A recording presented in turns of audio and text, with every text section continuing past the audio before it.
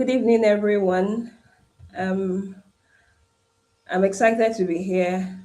It's the fourth week of the Transformation Challenge, and I want to thank Dr. Tinu for the opportunity to share, few words with us today. Today, I'm speaking on you are created for impact, and I'll just go straight to the point because I want to believe that we all understand what impact is. But then I choose to define impact as impact is not about fame, it's not about titles or perfection.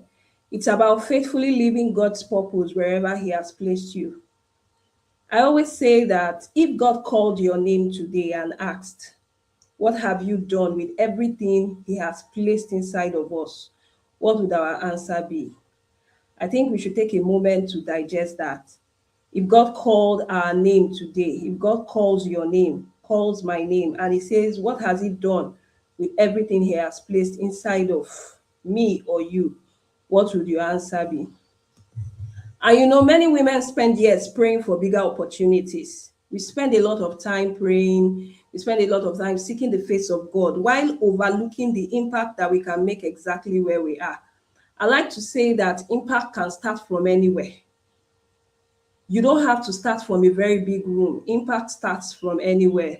But God has never needed a crowd to begin a movement. He only needs one woman who says yes. But today, I want to leave everyone listening, with one truth. You were not created to survive or to pay bills or to raise children or to stay married, attend church, or just to exist. You were created to carry God's influence into the world. It's very important that we always remember that the reason for our creation is so that we can carry God's influence into the world. There are important things I want us to note today. And one is that when created intentionally, I think it's the book of Jeremiah 1, verse 5, that says that before I formed you in the womb, I knew you, which means that your life is not an accident. Your personality is not an accident. Your gifts are not accidental. Always remember that. Even your experiences, the painful ones, the exciting ones, the enjoyable ones, can become part of God's purpose for your life and the life of others. So we must understand that God doesn't create duplicates.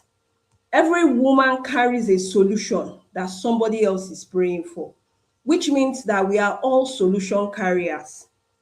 We can never be duplicates. We all have reasons for our existence, and which is for us to create impact.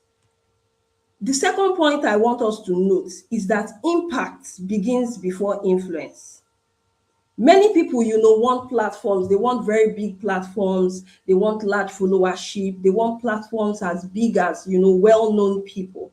But one thing we always fail to understand or remember is that God wants character. Character is very important in the presence of God. Esther impacted nations. I'm sure we remember the story of Esther, Ruth, and Deborah. Esther impacted nations. Ruth changed history through faithfulness. Deborah led with wisdom, and Mary Magdalene became one of the first witnesses of the resurrection. That's impact. But they were chosen because of character, which is why I said it's important that while we are aiming to create impact, that we build character. And you see, it's very important to note that none of these people started famous. They all started faithful. Being faithful is very important, which is why I emphasized on character previously. You don't have to be famous. All you need is character and your faithfulness in the presence of God. And that's because God promotes women who are faithful in private before He trusts them with influence in public. God promotes women who are faithful in private before He promotes them in public. That's a point I want us to note. It's also important to note that our impact is bigger than our occupation. Whether you are a mother, an entrepreneur, a teacher, a student, a widow, a pastor, a businesswoman, a dancer, whatever your profession or your role is, your assignment is bigger than your title. A woman walking with God changes the atmosphere of every room she enters. Always remember that. People will say one with God is majority, which means that if you're walking with God, wherever you walk into, you don't need to be afraid because you have God. And the moment you walk in, you change the atmosphere of that room you have entered. Which means that, like I said, impact doesn't begin from very large rooms. You don't require a very large audience. It means that you may never preach from the pulpit before you make impact. But one thing we must always remember is that our life is impact on its own. Because every day we are carrying sermons, we are preaching, we are evangelizing with our integrity, our words, our kindness, our faith, our forgiveness, our character. People are reading our life before they even hear our voice. And a question is often asked: what stops women from making impact? Fear is the number one factor. What if I fail? That's the question that comes to the mind of so many people, not just women. What if I fail? But you know what God is saying to you today? He says, I'm with you. Comparison is the second thing that stops women from making impact. Comparison kills purpose. God never called us to compete with anyone. He called us to contribute. He didn't call us to compete. And these days in the house of God, there's so much competition. Not just in the house of God, even amongst ourselves as human beings. We are comparing, we want to compete, and then it has made so many people to become gatekeepers of things that could aid other people, other children of God. So God didn't call us to compete. He called us to contribute. Another thing that stops women from making impact is waiting for perfection. Impact starts before perfection. If Moses had waited until he felt ready, have we ever thought about that? If Esther had waited until she felt brave, history will look different. We will not be reading, the stories that we are reading today. We will not use them as examples, as carriers of impact like we do today. So which means that you don't have to wait to create impact when you're brave or when you feel that you are ready. Go on and start now. Another thing that stops us from creating impact is self-doubt. The voice of insecurity should never become louder than the voice of God. It's something I always say. Never allow the voice of insecurity to become louder than the voice of God. Now imagine a perfume bottle. If it remains sealed forever, everyone comes and say, oh, beautiful, this perfume is beautiful, it's nice, the packaging, everything. But nobody enjoys the fragrance. How would you, have the experience of that perfume? How would you be able to put in good remarks, good feedback on that perfume? This means that impact requires being poured out, not being stored in. Impact does not require gatekeeping. I'm going to give an example of people who gatekeep. I'm coming to that shortly. Because some women spend their lives protecting themselves from being poured out. Yet, impact only begins or comes when we are willing to give what God has placed in us. And that was why I asked that question at the beginning, that if God comes today and asks us what we have done with what he has placed in us, what would we say? So which brings us to some questions that we need to ask ourselves in our quiet time.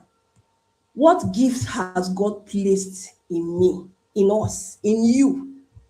Who is waiting for your obedience? Who is waiting for you to pour out yourself, just like the illustration I gave with the bottle of the perfume? What step are you willing to take after this transformation challenge? I'm sure we've heard a lot of things from healing, discovery, and all of that. And then now we are in the week of deployment. So these are practical questions we must ask ourselves. One is, what gift has God placed in me, in you? Who is waiting for your obedience, for you to share, for you to pour yourself out? And then what step can you take this week? Before I come to encourage you on these questions that I'm going to leave you with, I want to touch a little bit on gatekeeping. A lot of times, like I said, we think we require, large audience, large, people before we pour out impact. Impact can start from your dining table. It can start from your room, from your phone, from your quiet corners. There may be just one information somebody needs from you to, to change the trajectory of their life. But because you're gatekeeping information, you feel that only you should have access to it. These days, we see a lot of people, they have answers to people's challenges. They are the answers to people's prayers in the workplace, in the church, in their community, in their homes. Yet they keep holding back. They keep gatekeeping information. When you pour out of your own source, that which God has given you or has helped you know, you are creating impact. So please, like I said, let's stop being gatekeepers of informations that will transform people's life. We were created for impact. And so let's begin to live it daily. And this means that we don't have to wait till next year before we start creating impact. We can start now, this very moment, after this message. Don't wait until you are confident. I said something earlier that if Esther had waited until she felt brave, we will not be, history will not have taken place as it is now. We will not be discussing Esther or using her as an example. So don't wait until you feel confident. Start from where you are. Practice makes perfect. You keep making mistakes until you become a perfectionist. Start wherever you are. I said impact can even begin from your dining table. It can begin from your kitchen, your phone, your bed, depending on how you understand what impact is. Use what you have. You don't have to wait till when you have all the resources. Some people will say, oh, I want this, I want that before I can start. I want this, I want that before I can share this message, before I can share my testimony. No, God is saying, use what He has given you. I'm sure we know the story of the talents. So let us use what God has given us, what He has blessed us with. Let's start from where we are to begin to create impact, to begin to help people find solutions and become problem solvers. Which means that we must trust God who has called us to create impact. We must believe that He has equipped us to go on this mission. Because purpose is discovered in God's presence, but impact is revealed through obedience. That's a quote I want to leave us with.